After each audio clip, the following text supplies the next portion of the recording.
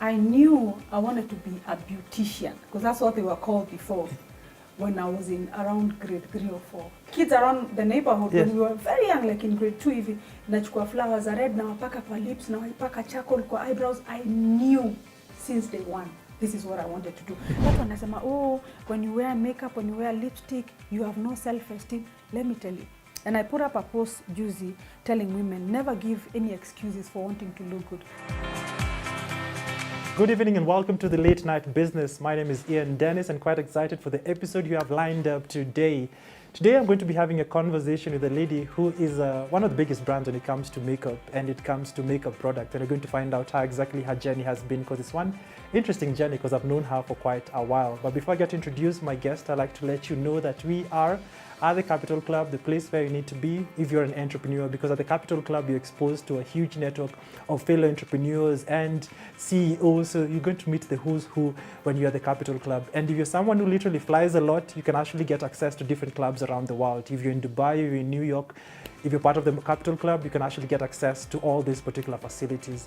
So the guest that I have today is Rose Mtongondu. I think I got the name right. Yeah, perfect. Perfect.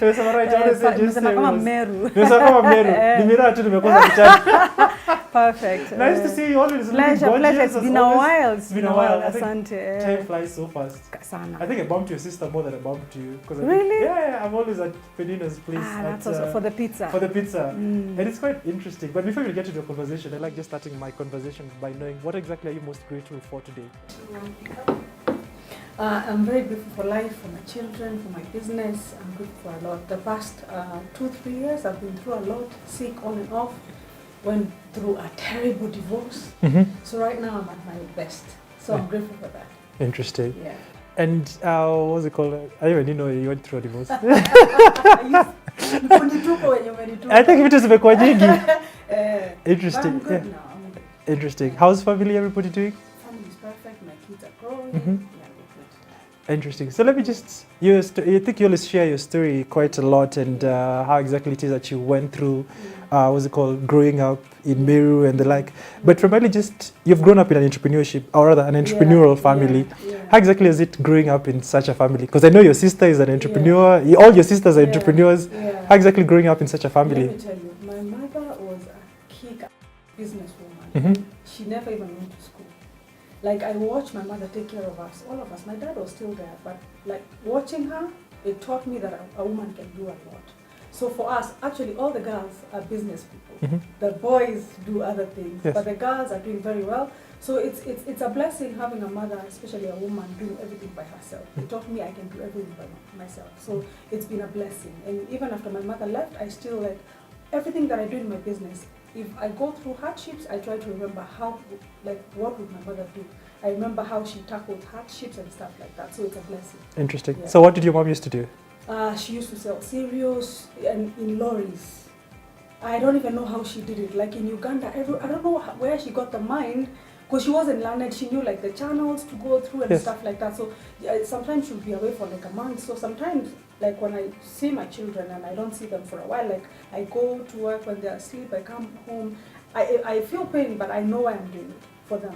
So it's a blessing, because just seen my mother go through that with us, it actually helps me be a better businesswoman. So, and I know you grew up in Meru, so your mom used to bring things from Uganda? Yes, she would take things to Uganda, bring them to Kenya, just from everywhere. It was just amazing. I don't even know how she did it. My mother could barely speak English, but she conversed with everyone. It's just awesome. I don't know that. It becomes Meru is an international language. She spoke Swahili, but English, like, she was able to penetrate places where if you don't have some type of knowledge, you do not. So. All right. And so you've mentioned about your mom. I also know, I think you always speak highly about your older sister, who's also been a greater influence. So also, how was it called? Did they just pass along? How exactly? So my sister, I remember when she was very young, I was around 4 or 5 years old. I watched her run a salon at a very young age in Meru, and she ran one of the biggest salons in Meru. I don't even know her. Like, I used to watch her, admire her, and I remember thinking to myself, when I grow up, I want to be like this one. And then it was just amazing. And then now, She runs one of the biggest salons in the States. She has different salons in different states in the US. So it's just seeing her do it. She has her own hairline. She does hair. So my sister and I are like the same but different. So I'm into makeup and skincare. She's into hair. I run a makeup school. She has a hair school in the States. I have my own makeup and skincare brand. She has her own hair products. Hair, it's just awesome. I remember we didn't talk a lot because I can say I don't really know my sister that well because she left when I was very young. But just I used to watch her and just envy, like the way she did everything. She was so young and then she was making. Oh, she started it quite young. Yeah, I think she started it before she was 20. Wow. She ran one of the biggest salons in Meru. Yeah. So and then she actually went to the States, and that's the same thing she does. It's just it's amazing. Interesting. So like even with my business, whenever I'm going through hardships, sometimes I talk to her. Like we WhatsApp and do stuff like that, and it's like we go through the same things. It's just awesome having women like that in your life. And it seems that you've grown around powerful women who actually go for it, which is very interesting. What are some of the, what's it called, you can say, lessons that you learned from your mother that you're trying to instill right now in your particular journey? Your mother and your sister. So my mother, number one, is I come from a family of 7. I'm the 6th one. So watching her, tulikuwa Saba. Saba. Actually, we were 8 one day. Oh, pole. So just watching the way she did things with ease. Sometimes she would go through hardships and then hide it from us. I could tell. Like sometimes unaona vitu zimekuwa mbaya, Kenya women wamekuja wamebeba vitu kwa nyumba. My mother just doesn't flinch. Unaona? And then watching the way she would say, my mother's faith in God. That's the one thing that moved me. She would say, God will provide a way. After during the hardest of times, she always found a way. So for me, with my family, with my kids, and with my business, I trust in God 100%. I've gone through things, it's gotten to a point where, like when I was struggling, auctioneers wanatumwa na landlord. You owe more than $1 million. Like you're given 7 days, and somehow you come up with the money. So I never say never. That's the one thing that I learned from the women in my life. Wow, that's very interesting. And what's it called? You've mentioned that just by having lived with your sister was very passionate about, running a salon, and you learned from her. At what particular point did you now realize that you have this particular interest, that I love makeup, I love beauty? How did that particular interest come about, and how was it nurtured? Because it's one of the, I think, even I was earlier in conversation earlier on, in terms of getting particular dreams and interest being nurtured. How was it nurtured? How was the nurturing for you? So for me, it's interesting. I knew I wanted to be a beautician, because that's what they were called before, when I was in around grade 3 or 4. I remember like Nona Nyasi ilikuwa nashuka nyasi. Yes, I remember. Naifunika na mawe alafu inatankala nasema ni mzungu. And then sometimes like kids around the neighborhood, when we were very young, like in grade 2 hivi, nachukua flowers za red na wapaka kwa lips na wapaka charcoal kwa eyebrows. I knew since day one this is what I wanted to do. I didn't know like exactly if it's skincare or makeup, but I knew stories of beauty. I knew that at a very young age. Interesting. And at what particular point now did you, so after school, did you go to study it? I think I was just going through a research. I studied it a little bit, and then what I did more is learn under people who were there before me. So I would contact, like, I remember one of the first makeup artists that was really big was Fatu Hassan. Yes, I know Fatu, yes. Fatu, I used to watch like every TV commercial ni Fatu Hassan. Yes. So I would call producers and say, nani amefanya hiyo? And I'm like, God, the day that I get to see my work on TV will be everything. So they hooked me up with Fatu. I watched what she did, and I was like, it's the same thing that I do. So that's what I did. And then another lady called Dr. Irene Njoroge. She was one of the biggest skincare whatever in Kenya. I actually worked with her for like a year, just learned under her. So for me, it's been like watching people do it, and then I perfected my art. Interesting. And probably I think we've cut this story short, because I know you've grown up in Meru. And how did you come from Meru to Nairobi? Because I think I was just listening somewhere to your story. Wait, let me you don't look like where you've come from. Let me tell you, it's been a journey. Yes. And I keep saying, you're not your situation. Yes. So I remember, you see, like, penetrating. Right now, the way the industry is, it's not the way it was before. Yes. Like I keep telling my girls, yes. You guys have it easy because of social media. When I started, there was no social media. Yes. So it was ile word of mouth. Unatembea ni kama hoka kwa barabara ukipatiana nini. Nimeshikwa na kanjo mara kadhaa. I didn't have like yes. I didn't know I had to get them stamped. So for me, I remember like when I was in Nairobi struggling to make ends meet, nafungiwa nyumba na landlord, I have no rent. My rent was like 2,000 and something. And then I was like, what am I going to do? And then I realized one of the biggest things that was making me not make it, people did not know who I was. I remember approaching Nation, the Nation, whatever. I wanted to do makeup. They were like, who are you? And have you ever done makeup on a celebrity? I was like, no, I was chased away like 10 times. I'm telling you, I went to Nation, mpaka wakaniacha nikapanda juu kuona waiwa muli. It was the hardest thing ever. So like it got to a point where I was actually unable to pay rent. I went back to Meru. So my mom was like, I'm unable to send you fare anymore. Oh, so it was after Form 4 that you came to Nairobi and you're trying to pursue this particular dream. Yes. Yes, so I went back to Meru for a year. So my mom was like, come, we think, like, because I have no money to pay for your bed sitter. There was actually a single. Yes. I was like, okay. So when I went, mwezi moja ikaenda, I knew this one wants to get me married. Yes. I am not going back to Nairobi. So for me, I have a business, man. Yes. Me, I think very fast. Yes. So I told my mom, because she was in a women's group, I was like, just do this. Find me 3,000 shillings. I find something to do. I will make the money myself and go back. So actually, when I went back, I went with Penina, my younger sister. Yes. So my mom gave me 3,000 shillings from the chama.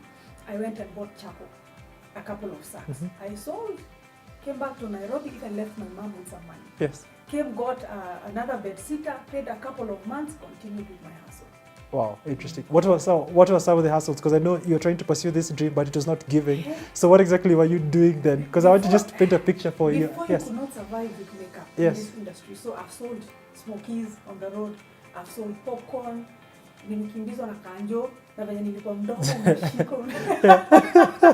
Oh my goodness, the things I've seen in this Nairobi. And let me tell you, I'm so glad I went through it, because as a woman, you know, it's very easy for a woman to give up and then people give you shortcuts. Sometimes I used to think, I'm like, will I die? You gotta do this. But then I remember what my mother taught me and what my mother taught us. Like, never take shortcuts. So I persevered. So sold the smokies, even opened like a small hotel where I was cooking dengu and chapati and all that. So I went from the streets selling popcorn and kripo. And these crepes, I used to make them. Yeah. I found out like how to make them and popcorn and stuff like that. So I saved up, continued with my hustle. So for me, my dream and my focus was on beauty. And one of the biggest things that I wanted was to open the first makeup school in Kenya, which I did. Yeah. Interesting. And how difficult was it in during that particular point in time? Because you're like this girl chasing her dream. The industry is not yet ripe, but you're here chasing your dream. What was going through your mind at that particular point in time? Because I think we're in an era whereby everybody just wants to become makeup by Rose in one day. Exactly. Let me tell you, it was hard. Ian, I have gone through some things where I would go down, fall down, like at the end of the day, because what I used to do is like hawking. So I would borrow fare. Sometimes, have you ever borrowed fare until now? People don't pick up your call because you've borrowed from everyone. 200 shillings. So like I used to live in Umoja. So I remember sometimes I would trek from Umoja, go through Buruburu, go to town, go to study, and then get a mat from there. That way I can have maybe something for a queen cake. That's what we used to call it. So now, the hardest thing was me being a woman and men seeing you desperate. It comes with a lot of... so if you're not focused, so for me, I always used to remember what my mom told me. If I wanted, I would have taken the shortcut and would have been a millionaire. Kitamba would not have struggled. But the hardships I've gone through, I remember sometimes I used to go home at the end of the day after a long day, nothing. So I would go to barber shops and salons, be like, hi, my name is Rose, I do this and this is my card. If you have clients, I can do this for you. They're like, no, we don't need anyone. Sometimes I go home, fall down on my knees and cry. I'm like, God, until when? And then God, imagine just the word of mouth, God just came through.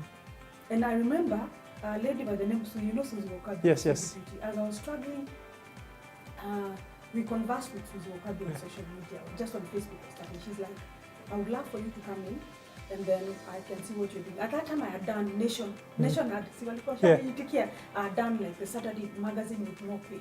So I'd worked for the Nation for 1 year with no pay. So I was still struggling. It was hard, kidogo of a name, but still was not where I wanted. So actually, Susie Wakabi opened the way for me. When she called me, she gave me, she's like, then I didn't even have makeup. I used to cry. Remember those green paper bags with the calendar? Calendar.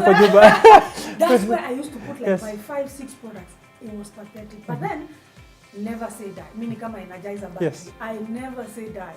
So Susie Wakabi called me, I was like, oh my goodness, if I'm able to pay, because getting rent and money for food. Sometimes I used to go hungry. I remember drinking porridge for 7 days and throwing up water because I had nothing in my stomach. Yeah. So I was like, let me go to Suzy Wakabi. If I get this job, work for her for just 1 year, go back and rebuild my business. I actually told her that in the interview. And then she's like, I've seen your work on me, I'd love to work with you. I got the job. I started with, my salary was 20,000. Yeah. It wasn't bad. I worked my way up, and then I remember what my mom taught me. My mom taught me one thing. She taught me, if you're given an opportunity, run with it. Impress whoever gives you that opportunity. So that was my goal. I remember I didn't even have money for clothes to go to work. You know, like yes. it was in Valley Arcade, you know, around those areas when you kunakaa sasa unakakaa chokora, you have nothing to wear. I remember borrowing money to go to Mtush to buy clothes. Let me tell you, I worked my behind off. Within like 3 months, Suzy was so impressed. So she gave me a job of like sales, like Mimosa before Good Life was Mimosa, standing there and talking about. One day Suzy just shows up. She's like, Rose, can we have lunch? I was like, okay, we go sit down. I was really scared. I was like, no, I'm getting fired. Maybe I did something wrong. But my sales were good. She's like, I want you to get out of sales. So she gave me the title head of makeup. My salary went up. Yes. After another 3 months, I got manager. After another 3 months, I got not retail manager, general manager. Wow. I went from making 20,000 to more than 200,000 a month. Wow. I could not believe it. It changed my life. I changed my mother's life. I remember my dad needed an operation. So I overstayed in Suzy because I loved her. I loved my job. So I remember like when I wanted to go back to rebuild Makeup by Rose, because now everyone called me Suzy Beauty. Oh, because everybody, yes. Yeah, and then everywhere Suzy would be like, this is Suzy Beauty. I'm not Suzy Beauty, because I was running the whole company. True. By the time I was leaving, I remember we both broke down. But the experiences and the things that I learned through Suzy Beauty were everything. Oh. I saw Suzy break down, like when a shipment came in and everything was broken in the container. I was like, why is she crying? And then I would watch and ask her, like, what happens when you're manufacturing? Suzy Wakabi is one of the most generous people I know. Even with like she's just fantastic. I learned a lot from that woman. She's my friend till today. Yeah. So some of the lessons and some of the things that I do, especially now that I manufacture my products from Canada and here, I remember what Suzy Wakabi used to do. So for me, my journey has been through learning. Interesting. Yeah. And what would you say you learned the most during your stint with Suzy Wakabi? I learned how to take punches as a business owner, and how to maneuver, and how to come out of, like sometimes you fall flat on your face, how to get up. You never give up. So I saw Suzy do that, so it's the same thing. Sometimes I call her, I'm like, Suzy, I'm stuck. Yeah. What do I do? And she'll tell me like what she did. So it's amazing. It's very good. One thing upcoming entrepreneurs don't understand, you can never do it alone. True. I think you always have to learn. You know, sometimes people are like, oh, I'm self-made. I am not self-made. You know, I've done things by myself, but I have learned from very great women. So these lessons, when you take them, and the other thing, never burn bridges. Yes. Especially people that were there before you, it doesn't matter what happened. Never burn bridges, because you might need to cross over to the other side. Yeah. So just learning from people, and then just be humble. Be humble, and it's a process. Trust the process. Always ruka ni kama, you know, entrepreneurship and success in business is like going up a ladder.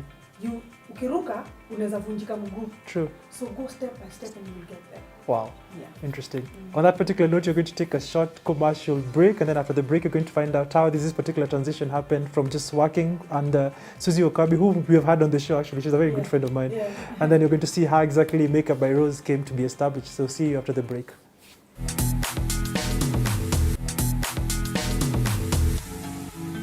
So welcome back to the show. So before we went on a break, we were just having a conversation in terms of the initial journey that Rose had in terms of going through the mentorship, and now you're talking about the transition. So you used to work under Suzy Wakabi. How did you transition now to say, I'm going to set up my own brand? And how exactly was that particular transition from employment now to entrepreneurship? So remember, before I went to Suzy Beauty, I was still running Makeup by Rose, so actually under a different name. I actually used to call it Rubiela Rosa. And now my daughter, I had no idea I would call my daughter Ruby at that particular time. So when I went to Suzy, I got really comfortable, but I learned a lot. For how long were you there? I was there for 3 years. Initially, I was supposed to stay for 1 year, but the opportunities were endless, because I got to do like every fashion show in Kenya, because Suzy Beauty was huge. Still is. Yes. you know. But then when I told Susie, actually told her very nicely, I need to go back and rebuild my business. It was hard, it was tough. Number one, everyone knew me as Susie Beauty. Yes. So going back to rebuild and getting my own identity back, it was really tough. And then going from getting a salary at the end of the month to now kujitaftia tena when you are very comfortable with a lot of money at the end of the month, it was tough, but it was worth it. And like the lessons, like I said, the lessons I learned from Susie Wakabi and Susie Beauty really helped me. But Makeup by Rose, what I did is I did what I saw Susie Wakabi do. I started doing, like, Makeup by Rose ended up doing every fashion show in Kenya. I was doing TV shows, I was doing NTV, AM Live with Kobi Kihara, we had a show. Yeah. I was doing so many interviews with Citizen TV, I was working with celebrities, politicians. So the same lessons that I learned, I put them into my business. But what was the breakthrough? Because it was starting something and trying to, being part of a brand, now building your own brand usually takes a while. What was your breakthrough? I think my breakthrough is when like TV stations started noticing the brand everywhere and started calling me for interviews. So I got more visibility. Exactly. Yeah. So I was getting more calls now. People wanted to know like what else that I do. So that's when I got into making my own products, which was not easy. I started with one and now I have 20. That's on skincare alone. And then I have a makeup line of like 40 products. It's just been step by step. Step by step, it's not been overnight. It took me, because I remember for anyone to know my name, it took 3-4 years. Yes. And then after leaving Susie Beauty, it took me another like 3 years for people to really know the brand. And then I quickly realized for people to trust the brand, they needed to know who I am. Yes. So before I never even used to post my face or whatever. And then I started talking about my journey. And that's actually how Makeup by Rose was born vizuri now. Interesting. Yeah. Why did you decide to take the bold step to use your name as your brand name? Because I wanted, number one, I didn't want it to die with me. Let's say when, God forbid, when that time comes, I wanted it to you know, continue as my name, because it's my Makeup by Rose is something that I've loved since I was a young baby, you know. And I decided to call my brand my daughters. Yeah. It's a mixture of my name, my mom, and my daughter. So I only have one daughter. My mom was my biggest fan and my best friend. So I combined both. That way the brand makes more sense to me. I didn't want to call my products Makeup by Rose again. It's too much. I already have Makeup by Rose and then the Rubiela. So I wanted my daughter to continue, you know, with my legacy. But it's been a journey. It's been a beautiful one, bittersweet, with a lot of pain, tears, cries, kufungiwa nyumba na landlord. And then I decided the one thing, once Makeup by Rose grew, I wanted other people to learn. That's why I started the Makeup by Rose probably is the services arm of the business. Exactly. So Makeup by Rose does the yes, makeup, the makeup, the skincare, the facials, the skin tag removal, and then Rubiela provides the products and the makeup application and stuff like that. So I've separated it like that. That way, because I want, when my kids are older, around 15, I want my son to have Makeup by Rose and my daughter to have Rubiela, for them not to fight about. And speaking about your kids, I think you were talking about earlier off camera about your intention to mentor your children. Yeah. Just take me through it. Why are you so passionate about this particular generational transfer, which is not an African thing per se? I think Africans just do our businesses. Yeah, and then you continue. So for me, I've just, because you know I'm a single mother, number one. So I look at my kids and I remember a couple of months ago I was extremely sick, sick to the point where I could not get out of bed. So I remember calling the doctor and crying, and I said, "Doctor, I feel like I'm dying." And then the doctor was like, "You cannot die, you have 2 small children." So I was severely depressed. And then I thought, what would happen to me if I died today? Number one, Makeup by Rose would be forgotten, and then what would happen to my kids? So I decided my children are not going to be lazy, and then no one handed me anything. True. I had to work for it. So I want the same for my children. And right now, children are so used to getting everything they want, the easy way. And then when they grow up, it's an issue. They get into drugs, they don't want to work, or I want to do this, and then they change. So I want my daughter to learn the makeup artistry, the skincare part, and the business, and my son as well. I want my son to be able to come and run Makeup by Rose, like everything, the operations. and then I want my daughter to actually be able to do it. So I want them both, and I have separated it like that so they don't fight later. And we will put it in writing by the time they are 15. Interesting. And Yeah. your daughter, you told me she's 7. She's 7. and My your son is 10. So how are you starting this particular part? So from next week they are starting their training. JD, my son, will start on the business aspect. So they have a JD.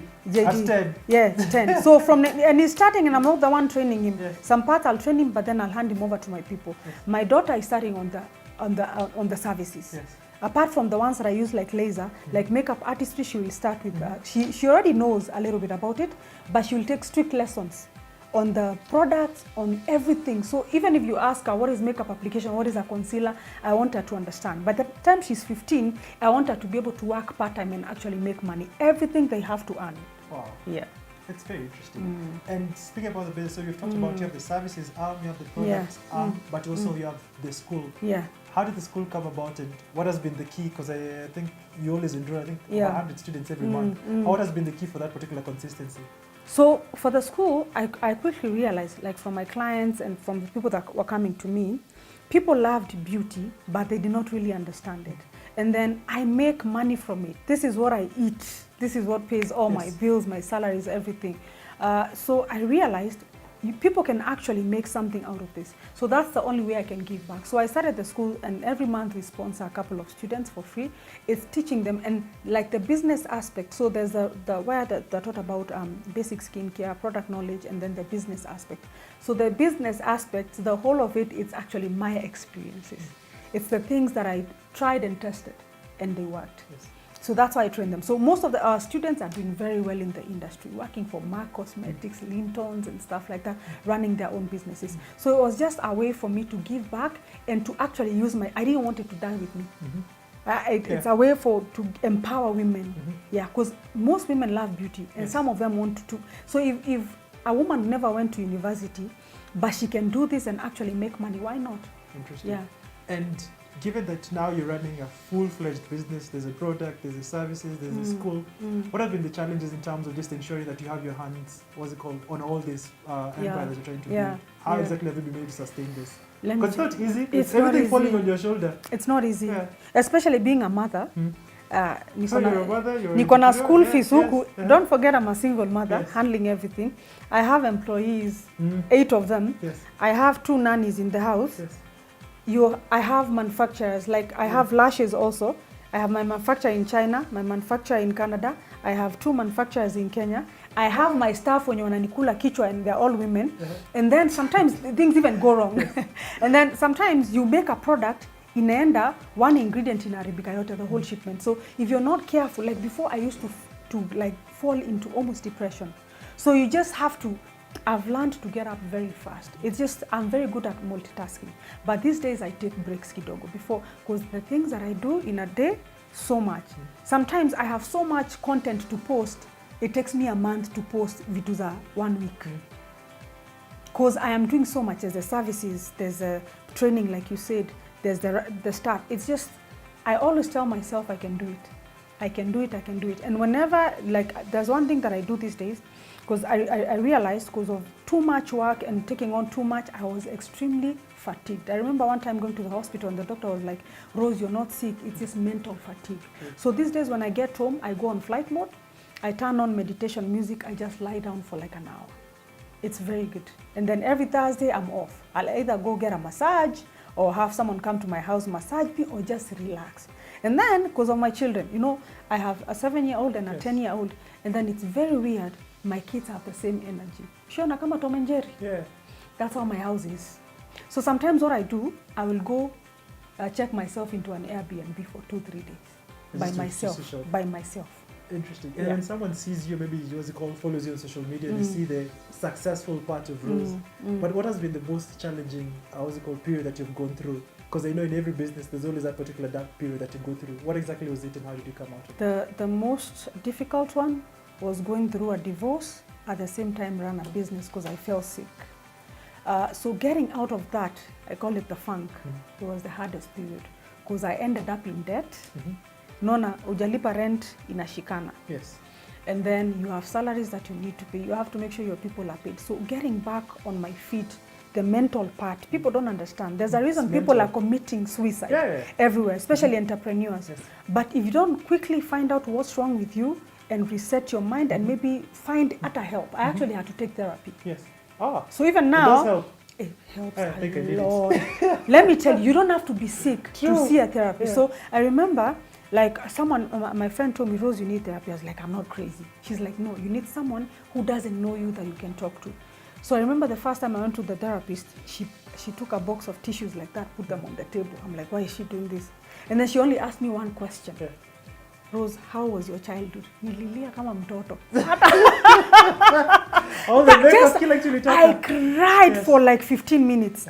I want to realize the She just thing hugged was me, didn't say anything, Yes. and then she would ask you like, how are you feeling and stuff like that. You find yourself opening up about all the feelings. You know, sometimes we think we are supermen, I'm a True. superwomen, and then you bottle all this. There's nothing as good as learning how to talk to people, especially people who don't know you, because you know how friends and people who know you are.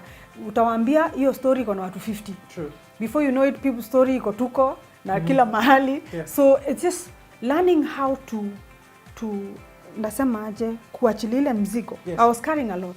So coming like where I am at my best right now. Wow. My best. It's been quite Yeah.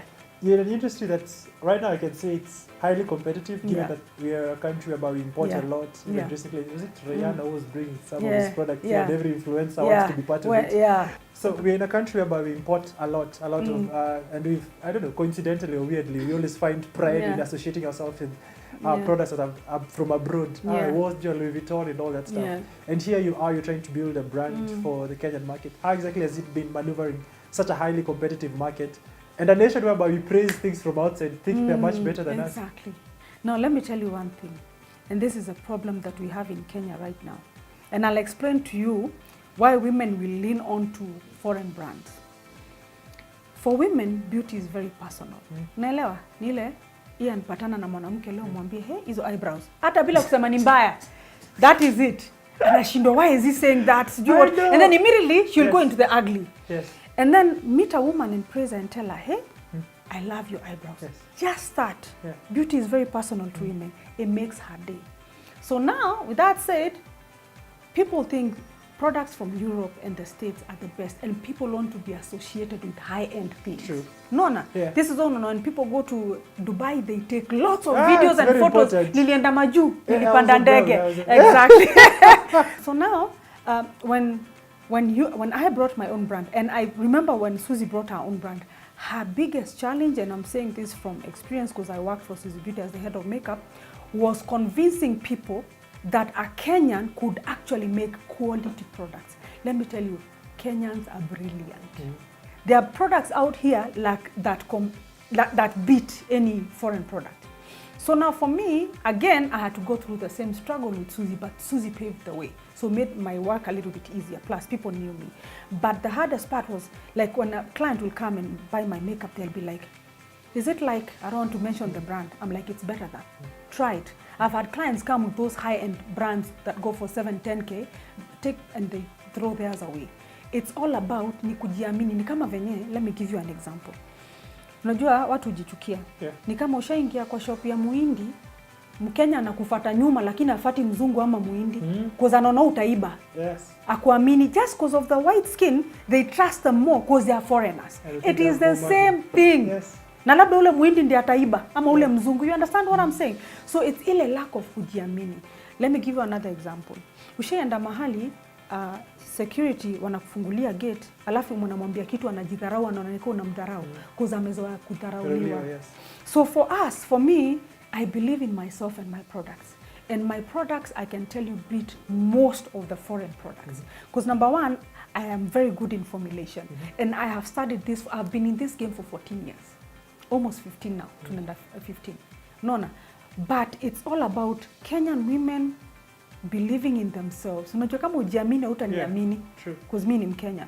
But someone, and then I realized women, you'll ask them, which brand do you use? They'll mention one of the big brands. Na anatumia ile mwitu, ile fake. Just the name, being associated with the name itself, it's a big deal to them. So it's all about, like for me, I believe in myself. Even when I sell my brand online, I sell it without flinching. And I can sell it to anyone because I know. Even like my manufacturer in Canada is one of the biggest, does most of the big companies in the world. So it's all about kujiamini. You see, this is the other thing. Let me give you another example. I go to a wedding, I'm a makeup artist, yes. Right? So now, because I'm Kenyan, how much do you charge? I tell them my price. They're like, too much. And then they got a hairstylist from Turkey, and they're paying them 150,000 shillings just because they're Turkish and doing crap. Let me tell you, I was called to a wedding, and then the bride was like, Rose, you won't do my makeup? I have my makeup artist coming from Dubai. So you will do only the maids. Yes. I was like, it's fine. I don't even get offended because I know you, as a business person, you have to understand that's what, you don't take anything personal. So we went. I went with two of my girls. We did the makeup. Let me tell you, kidogo, I hear someone crying in the other room. It is the bride. She's begging me, Rose, can you look what she's done? Can you please do? She had paid her flight, accommodation, everything. And she had to pay her. Now, she did not trust me 100% because alikuwa anataka kujisikia in her big day, she had to get a foreigner. That mindset, we need to get rid of it. That's the only way. At a Kenyan, the upcoming entrepreneurs will be able to make money if we believe in ourselves. There's no reason people have to go outside to buy everything. You understand? It's a psychology. Yeah. It's true. Yeah. You've been at it, as you mentioned, 14 years. Yeah. If you were to start all over again right now, what would you do differently and what would you do right? What I would do differently, let me see. What would I do differently? I think I would cry less. Because then I would understand it is a process. Because once you follow the process, people don't understand. You will succeed. Yes. Unajua sasa we give up along the way. Like me, I went to Meru twice. There's one time I stayed there for a year, selling charcoal, selling ghee, just trying to make ends meet. But if I would go back, especially to my younger self, and I knew the process, I would cry less and just man up more, a little bit more. Because you understand the journey. Yeah. And what's it called? Something also very interesting that I also got found about you. You're also a Goodwill ambassador, I think, for the cancer patients. Yeah. I used to be. It's been a while. Yes. Yeah, I used to be. But I want to go back to it. I think I had to cancel it. We had some issues. Yes. But I'll go back to it. I love, because the one thing that people don't understand, people say beauty is superficial. One thing that people don't understand, watu wanasema, when you wear makeup, when you wear lipstick, you have no self-esteem. Let me tell you. And I put up a post, Juicy, telling women, never give any excuses for wanting to look good. Trust me, Ian, your wife angekuwa huko na akikuwa mrembo ungemkatia. Beauty is very Trust important. Trust me. I agree. Men lie at you, me, I love beauty is natural. Not in the heart. Sijui nini. Hakuna. Ukikaa sijui hivi ataangalia mwingine nje, and that's the truth. True. So as a woman, if you look good, you feel good. And sometimes looking good comes with makeup. True. Makeup doesn't mean that I don't trust how I look. It's just to enhance. Yes. Now, maybe I have a few needs that I want to hide. Maybe the lips, I want to enhance them a little bit. It's just, so when I realized beauty is more than just the product, the colors and everything, I thought about the cancer patients, like the things that they go through. When a woman's hair starts falling off, also imeanza kukua pale, lips zimeanza kunini, their self-esteem goes down. So the thing that I was doing is I brought together people in the industry, nail technicians, and in a day we made them feel good about themselves. I remember, is it Katiana, my NTV used to cover it every time, and the look on their faces when they had that wig on from darling hair and their nails done, she feels like a woman again. True. So for me, I call, like, our slogan is beauty with a difference. For me, it's, you need to get back to it. No, I'm going to get, after COVID, everything just went, vitu zikakuja zikakuwa confused, but I'm going back to it because it's something that I love. Yes. So for me, I try as much as I use beauty to make money, I also use it to enhance how people feel. Interesting. Yeah. So I think as we just come to an end, I have like in 90 seconds, I have some, what's it called? Some questions. Yes. Quick fire. Yeah. And I'll like just answer whatever comes to your mind. Okay. So the first one, if you could be transformed into one animal, which one would you choose? A horse. What is your hidden talent? Cooking. Money or happiness? Happiness. How do you usually answer the telephone? Hi. Are you more of an introvert or an extrovert? I am a terrible introvert. Wow. Would you rather travel to the past or to the future? To the future, always. Are you more of a thinker or a doer? I'm a doer. And then the final question, what do you think the meaning of life is? Meaning of life is living it to your level best. Wow. Yeah. Interesting. Yeah. And on that particular note, we come to the end of the show, which has been a very interesting conversation with Rose Ntongondo, the founder of Makeup by Rose, Rubiela Beauty. My goodness, and she's doing quite a lot. You can check her out on her social media, Makeup by Rose, across all platforms, right? Thank you. Yes. All right. Thank you so much for having watched this show. Looking forward to having you next week. And we're here at the Capital Club, the place you need to be if you're an entrepreneur. And primarily through this particular network at the Capital Club, it will expose you to so much business and actually so much knowledge through some of the activities that happens here. My name is Ian Dennis, and this has been the Late Night Business. See you right here, same place next week. Bye-bye.